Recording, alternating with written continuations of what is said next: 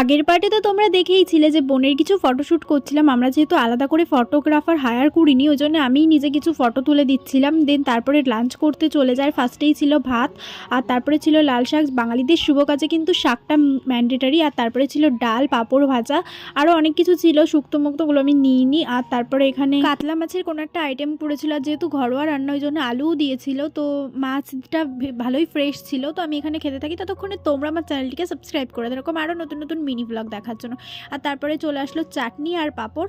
আর আমার বোন এদিকে মিষ্টি খাবে না, ওকে মিষ্টি দিয়ে দিয়েছে, তাই জন্য বলছে তুই মিষ্টিটা খা। আমি বলছি না না, মিষ্টি নষ্ট করিস না, একটা মিষ্টির দাম 10 টাকা পিস, তুই ফালতু নষ্ট করিস না, অনেক মানুষ খাবার পায় না। এরপরে ওকে অনেক করে বলার পরেও মিষ্টিটা খেয়ে নিল। তোমরা খারাপ ভেবো না, আমি এই কথাটা বললাম বলে যে অনেক মানুষ খাবার পায় না। সত্যি বলতে হ্যাঁ, অনেকেই আছে যারা দুবেলা দুমুঠো ঠিক করে খেতে পারে না, ওই জন্য আমি কথাটা বলেছি।